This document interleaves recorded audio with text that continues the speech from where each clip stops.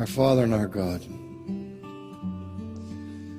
please forgive us when we presume upon your grace. Let us understand the graciousness of that grace, that we might move from life to life, from faith to faith, and from grace to grace. We might understand that we are saved by grace through faith.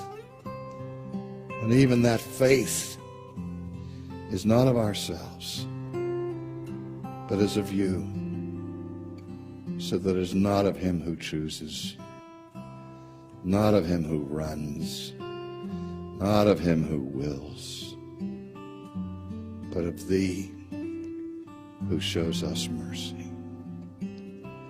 Amen. Every Christian I've ever asked, do you believe in the sovereignty of God? They say yes, of course they believe in the sovereignty of God.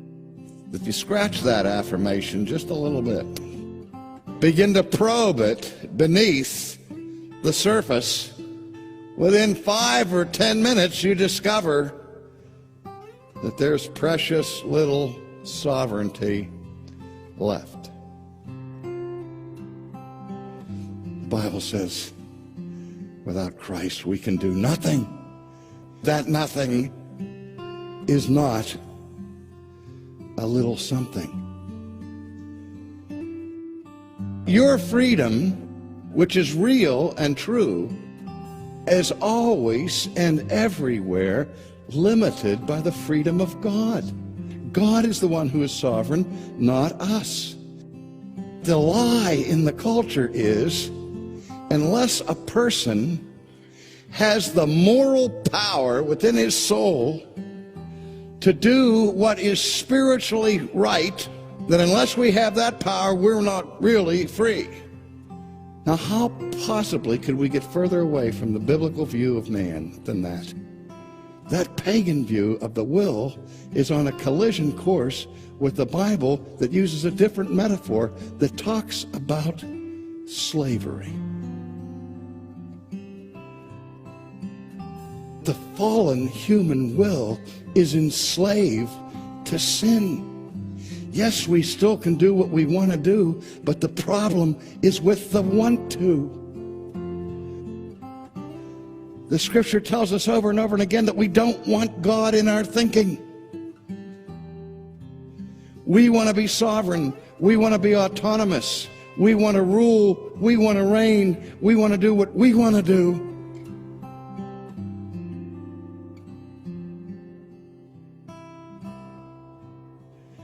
We say that God is sovereign over creation, sovereign over nature, sovereign over history, sovereign over law. But when it comes to the purposes of salvation, we strip him of his sovereignty. Do you know how many times when I talk about electing grace and the sovereignty of divine election, people have raised the objection to me, that's not fair. If this doctrine is true, then it's not fair and God is not righteous.